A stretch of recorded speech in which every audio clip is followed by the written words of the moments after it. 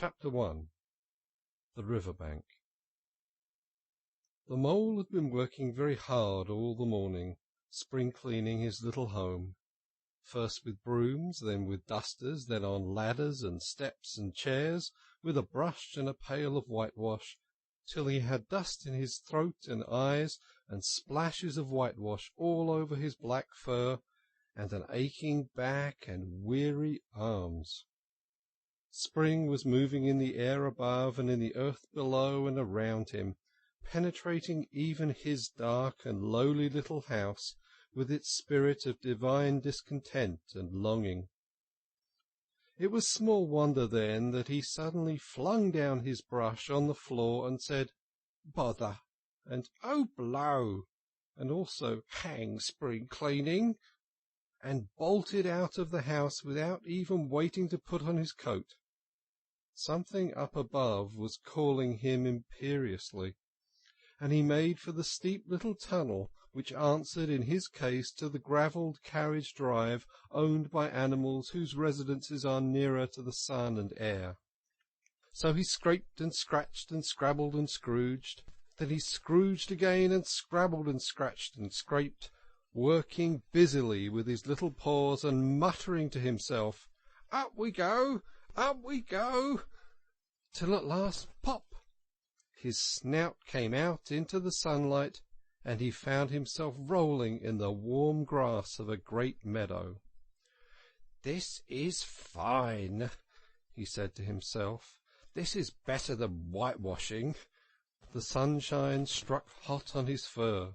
Soft breezes caressed his heated brow, and after the seclusion of the cellarage he had lived in so long, the carol of happy birds fell on his dulled hearing almost like a shout. Jumping off all his four legs at once in the joy of living and the delight of spring without its cleaning, he pursued his way across the meadow till he reached the hedge on the farther side. "Hold up!" said an elderly rabbit at the gap. "Sixpence for the privilege of passing by the private road." He was bowled over in an instant by the impatient and contemptuous mole, who trotted along the side of the hedge, chaffing the other rabbits as they peeped hurriedly from their holes to see what the row was about. "Onion sauce," he remarked jeeringly, and was gone before they could think of a thoroughly satisfactory reply. Then they all started grumbling at each other. "How stupid you are! Why didn't you tell him?" "Well, why didn't you say?" "You may have reminded him." And so on in the usual way, but of course it was then much too late, as is always the case.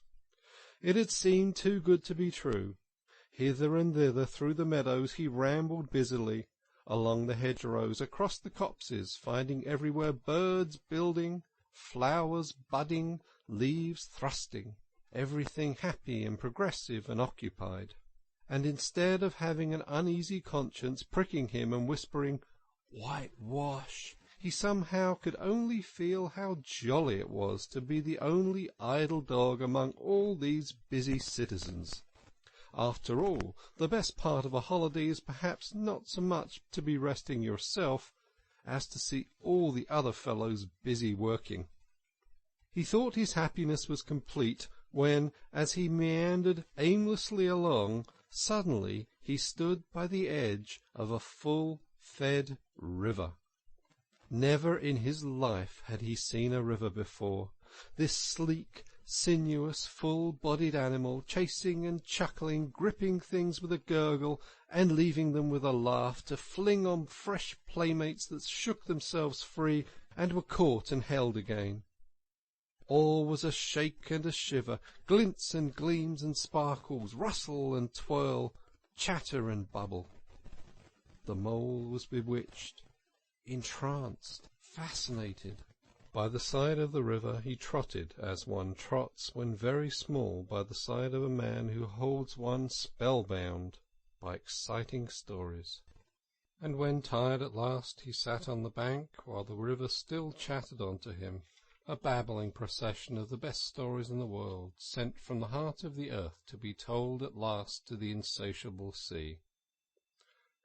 As he sat on the grass and looked across the river, a dark hole in the bank opposite, just above the water's edge, caught his eye, and dreamily he fell to considering what a nice snug dwelling-place it would make for an animal with few wants and fond of a bijou riverside residence, above flood level and remote from noise and dust. As he gazed, something bright and small seemed to twinkle down in the heart of it, vanished, then twinkled once more like a tiny star. But it could hardly be a star in such an unlikely situation. It was too glittering and small for a glowworm. Then, as he looked, it winked at him, and so declared itself to be an eye, and a small face began gradually to grow up round it, like a picture round a frame. A brown little face with whiskers, a grave round face with the same twinkle in its eye that had first attracted his notice, small neat ears and thick silky hair. It was the water-rat. Then the two animals stood and regarded each other cautiously. "Hello, Mole," said the water-rat. "Hello, Rat," said the Mole. "Would you like to come over?" inquired the Rat presently. "Oh, it's all very well to talk," said the Mole rather pettishly, he being new to a river and riverside life and its ways. The Rat said nothing, but stooped and unfastened a rope and hauled on it, then lightly stepped into a little boat which the Mole had not observed. It was painted blue outside and white within, and was just the size for two animals, and the Mole's whole heart went out to it at once, even though he did not fully understand its uses. The Rat sculled smartly across and made fast. Then he held up his forepaw as the Mole stepped gingerly down. "Lean on that," he said. "Now then, step lively." And the Mole, to his surprise and rapture, found himself actually seated in the stern of a real boat. "This has been a wonderful day," said he, as the Rat shoved off and took to the sculls again. "Do you know, I've never been in a boat in all my life." "What?" cried the Rat, open-mouthed. "Never been in it? You've never? Well, what have you been doing, then?"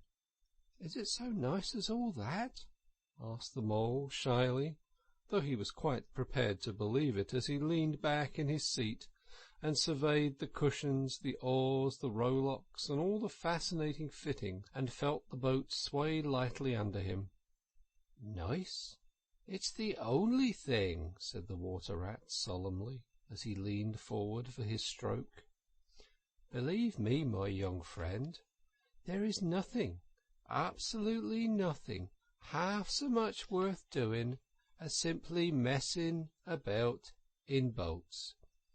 Simply messing," he went on dreamily, "messing about in boats. Messing—" "Look ahead, Rat!" cried the Mole suddenly. It was too late. The boat struck the bank full tilt. The joyous oarsman lay on his back at the bottom of the boat, his heels in the air. "About in boats, or with boats," the Rat went on composedly, picking himself up with a pleasant laugh. "In them or out of them, it doesn't matter. Nothing seems really to matter. That's the charm of it. Whether you get away or whether you don't, whether you arrive at your destination or whether you reach somewhere else, or whether you never get anywhere at all, you're always busy and you never do anything in particular. And when you're done, there's always something else to do, and you can do it if you like, but you'd much better not. Look here, if you've really nothing else on to hand this morning, suppose we drop down the river together and have a long day of it." The Mole wiggled his toes from sheer happiness, spread his chest with a sigh of full contentment, and leaned back blissfully into the soft cushions. "What a day I'm having," he said. "Let us start at once." "Hold hard a minute there," said the Rat. He looped the painter through a ring in his landing stage, climbed up into his hole above, and after a short interval reappeared staggering under a fat wicker luncheon-basket. "Shove that under your feet," he observed to the mole as he passed it down into the boat. Then he untied the painter and took the sculls again. "What's inside it?" asked the mole, wiggling with curiosity. "There's cold chicken inside it," replied the rat briefly. "Cold tongue, cold ham, cold beef, pickled gherkins, salad, French rolls, cress sandwiches, potted meat, ginger beer, lemonade, soda water." "Oh, stop, stop!" cried the mole in ecstasies. "This is too much." "Do you really think so?" inquired the rat seriously. "It's only what I always take on these little excursions, and the other animals are always telling me that I'm a mean beast and cut it very fine." The mole never heard a word he was saying. Absorbed in the new life he was entering upon, intoxicated with the sparkle, the ripple, the scents and the sounds and the sunlight, he trailed a paw in the water and dreamed long waking dreams. The water rat, like the good little fellow he was, sculled along steadily, and forbade to disturb him. "I like your clothes awfully, old chap," he remarked, after some half an hour or so had passed. "I'm going to get a black velvet smoking suit myself some day, as soon as I can afford it." "I beg your pardon," said the mole, pulling himself together with an effort. "You must think me very rude, but all this is so new to me. So this is a river?" "The river," corrected the rat. "And you really live by the river? What a jolly life!" "By it and with it and on it and in it," said the rat. "It's brother and sister to me, and aunts and company, and foods and drink, and naturally washing. It's my world, and I don't want any other. What it hasn't got isn't worth having, and what it doesn't know is not worth knowing. Lord, the times we've had together, whether in winter, summer, spring or autumn, it's always got its fun and its excitements. When the floods are on in February, and my cellars and basements are brimming with drink that's no good to me, and the brown water runs by my best bedroom window, or again, when it all drops away and shows patches of mud that smells like plum cake, and the rushes and weed clog the channels, and I can potter about dry shod over most of the bed of it, and find fresh food to eat, and things careless people have dropped out of boats." "Isn't it a bit dull at times?" the mole ventured to ask. "Just you and the river, and no one else to pass a word with." "No one else to—" "Well, I mustn't be hard on you," said the rat with forbearance. "You're new to it, and of course you don't know. The bank is so crowded nowadays that many people are moving away altogether. Oh, no, it isn't what it used to be at all. Otters, kingfishers, dabchicks, moorhens, all of them all about all day long and always wanting you to do something, as if a fellow had no business of his own to attend to." "What lies over there?" asked the mole, waving a paw towards a background of woodland that darkly framed the water meadows on one side of the river. "That? Oh, that's just the wild wood," said the rat shortly. "We don't go there very much, we river bankers." Aren't they very nice people in there?" asked the mole a trifle nervously. "Well," replied the rat, "let me see. The squirrels are all right, and the rabbits, some of 'em. The rabbits are a mixed lot. And then there's Badger, of course. He lives right in the heart of it. Wouldn't live anywhere else, either, if you paid him to do it, dear old Badger. Nobody interferes with him. They'd better not," he added significantly. "Why, Who should interfere with him?" asked the Mole. "Well, of course, there's the others," explained the Rat in a hesitating sort of way. "Weasels and stoats and foxes and so on. They're all right in a way. I'm very good friends with them, past the time of day when we meet and all that. But they break out sometimes, there's no denying it, and then, well, you just can't trust them, and that's the fact." The Mole knew well that it is quite against animal etiquette to dwell on possible trouble ahead, or even allude to it, so he dropped the subject. "And beyond the wild wood again?" he asked, "where it's all blue and dim, and one sees what may be hills and perhaps they mayn't, and something like the smoke of towns, or is it only cloud drift?" "Beyond the wild wood comes the wide world," said the Rat, "and that's something that doesn't matter either to you or me. I've never been there, and I'm not going nor you either, if you got any sense. Don't ever refer to it again, please. Now then, here's our backwater at last, where we're going to have lunch." Leaving the main stream, they now passed into what seemed at first sight like a little landlocked lake. Green turf sloped down to either edge, brown snaky tree roots gleamed below the surface of the quiet water, while ahead of them the silvery shoulder and foamy tumble of a weir, arm in arm with a restless dipping mill-wheel that held up in its turn a grey-gabled mill-house, filled the air with a soothing murmur of sound, dull and smothery, yet with little clear voices speaking up cheerfully out of it at intervals. It was so very beautiful that the Mole could only hold up his forepaws and gasp, "Oh my, oh my, oh my!"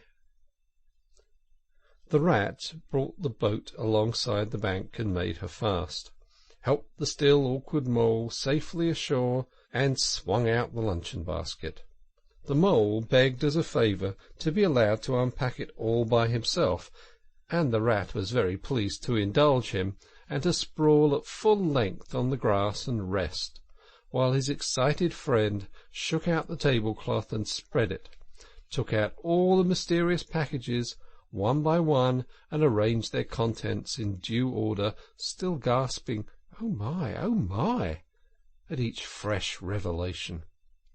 When all was ready, the Rat said, "Now pitch in, old fellow," and the Mole was indeed very glad to obey, for he had started his spring cleaning at a very early hour that morning, as people will do, and had not paused for bite or sup, and he had been through a very great deal since that distant time which now seemed so many days ago. "What are you looking at?" said the Rat presently, when the edge of their hunger was somewhat dulled, and the Mole's eyes were able to wander off the tablecloth a little. "I am looking," said the Mole, "at a streak of bubbles that I see travelling along the surface of the water. That is a thing that strikes me as funny." "Bubbles, oh-ho!" said the Rat, and chirped cheerily in an inviting sort of way. A broad glistening muzzle showed itself above the edge of the bank, and the Otter hauled himself out and shook the water from his coat. "Greedy beggars," he observed, making for the provender. "Why didn't you invite me, Ratty?" "This was an impromptu affair," explained the Rat. "By the way, my friend Mr. Mole." "Paired, I'm sure," said the Otter, and the two animals were friends forthwith. "Such a rumpus everywhere," continued the Otter. "All the world seems out on the river to-day. I came up this backwater to try and get a moment's peace, and then stumble upon you fellows. At least, I beg pardon, I didn't exactly mean that, you know." There was a rustle behind them, proceeding from a hedge wherein last year's leaves still clung thick, and a stripy head, with high shoulders behind it, peered forth on them. "Come on, old badger," shouted the Rat. The badger trotted forward a pace or two, then grunted, "Company," and turned his back and disappeared from view.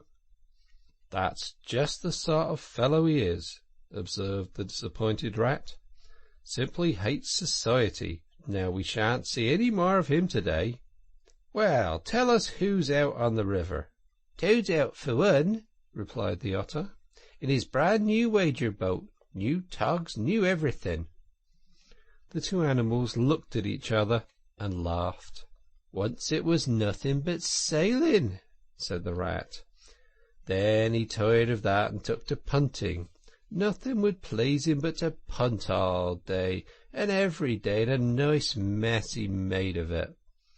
Last year it was houseboating, and we all had to go and stay with him in his houseboat and pretend we liked it. He was going to spend the rest of his life in a houseboat. It's all the same whatever he takes up. He gets tired of it and starts on something fresh." "Such a good fellow, too," remarked the otter reflectively. "But no stability, especially in a boat." From where they sat, they could get a glimpse of the main stream across the island that separated them, and just then a wager-boat flashed into view. The rower, a short, stout figure, splashing badly and rolling a good deal, but working his hardest. The rat stood up and hailed him, but Toad, for it was he, shook his head and settled sternly to his work. "He'll be out of the boat in a minute if he rows like that," said the rat, sitting down again. "Of course he will," chuckled the otter. "Did I ever tell you that good story about Toad and the lock-keeper? It happened this way. Toad—" An errant mayfly swerved unsteadily athwart the current in the intoxicated fashion affected by young bloods of mayflies seeing life. A swirl of water and a clop, and the mayfly was visible no more. Neither was the otter. The mole looked down. The voice was still in his ears, but the turf whereupon he had sprawled was clearly vacant. Not an otter to be seen as far as the distant horizon. But again there was a streak of bubbles on the surface of the river. The rat hummed a tune, and the mole recollected that animal etiquette forbade any sort of comment on the sudden disappearance of one's friends at any moment for any reason or no reason whatsoever.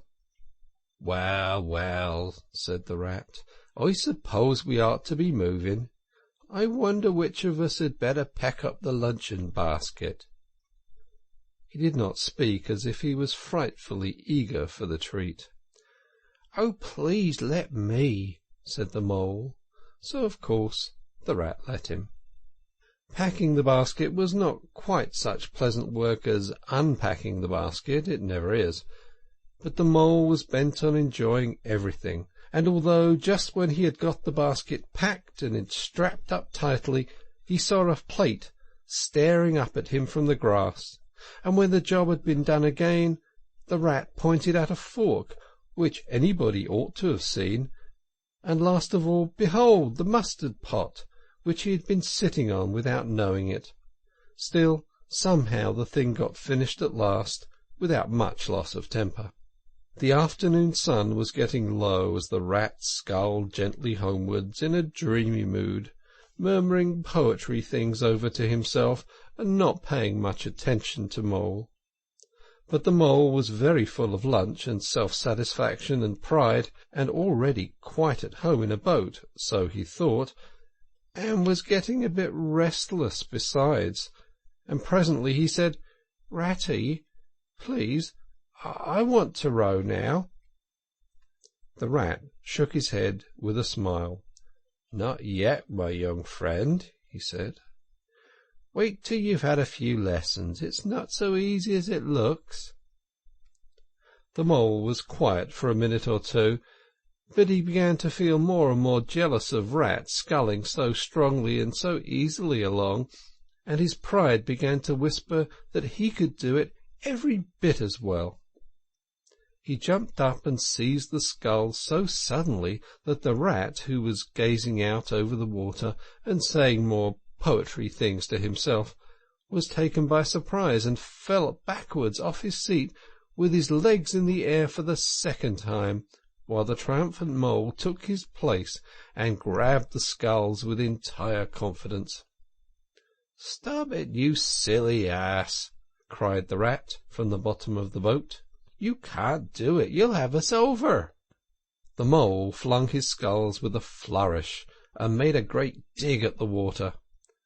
He missed the surface altogether. His legs flew up over his head, and he found himself lying on top of the prostrate rat. Greatly alarmed, he made a grab at the side of the boat, and the next moment, sploosh, over went the boat, and he found himself struggling in the river. Oh my, how cold the water was, and oh, how very wet it felt! How it sang in his ears as he went down, down, down! How bright and welcome the sun looked as he rose to the surface, coughing and spluttering! How black was his despair when he felt himself sinking again! Then a firm paw gripped him by the back of his neck. It was the rat, and he was evidently laughing. The mole could feel him laughing right down his arm and through his paw, and so into his, the mole's, neck. The rat got hold of a skull and shoved it under the mole's arm. Then he did the same by the other side of him, and swimming behind propelled the helpless animal to shore, hauled him out, and set him down on the bank, a squashy, pulpy lump of misery. When the rat had rubbed him down a bit and wrung some of the wet out of him, he said, "Now then, old fellow, trot up and down the towing path as hard as you can, till you're warm and dry again, while I dive for the luncheon basket." So the dismal mole, wet without and shamed within, trotted about till he was fairly dry, while the rat plunged into the water again, recovered the boat, righted her and made her fast, fetched his floating property to shore by degrees, and finally dived successfully for the luncheon basket, and struggled to land with it. When all was ready for a start once more, the mole, limp and dejected, took his seat in the stern of the boat, and as they set off he said in a low voice, broken with emotion, "Ratty, my generous friend, I am very sorry indeed for my foolish and ungrateful conduct. My heart quite fails me when I think how I might have lost that beautiful luncheon basket. Indeed, I have been a complete ass, and I know it. Will you overlook it this once, and forgive me and let things go on as before?" "That's all right, bless you," responded the rat cheerily. "What's a little wet to a water rat? I'm more in the river than out of it most days. Don't you think any more about it. And look here, I really think you had better come and stop with me for a little while. It's very plain and rough, you know, not like Toad's house at all, but you haven't seen that yet. Still, I can make you comfortable, and I'll teach you to row and to swim, and you'll soon be as handy on the water as any of us." The mole was so touched by his kind manner of speaking that he could find no voice to answer him, and he had to brush away a tear or two with the back of his paw. But the rat kindly looked in another direction, and presently, as the mole's spirits revived again, he was even able to give some straight back-talk to a couple of moorhens who were sniggering to each other about his bedraggled appearance. When they got home, the rat made a bright fire in the parlour, and planted the mole in an armchair in front of it, having fetched down a dressing-gown and slippers for him, and told him river stories till supper-time. Very thrilling stories they were, too, to an earth-dwelling animal like Mole. Stories about weirs and sudden floods, and leaping pike, and steamers that flung hard bottles. At least, bottles were certainly flung, and from steamers, so presumably by them, and about herons and how particular they were whom they spoke to, and about adventures down drains and night fishings with otter, or excursions far afield with badger. Supper was a most cheerful meal, but very shortly afterwards a terribly sleepy mole had to be escorted upstairs by his considerate host to the best bedroom, where he soon laid his head on his pillow in great peace and contentment, knowing that his new-found friend the river was lapping the sill of his window. This day was only the first of many similar ones for the emancipated mole, each of them longer and fuller of interest as the ripening summer moved onward.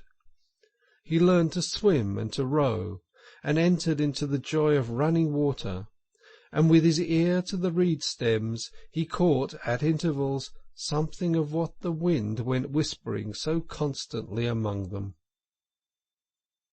End of Chapter 1.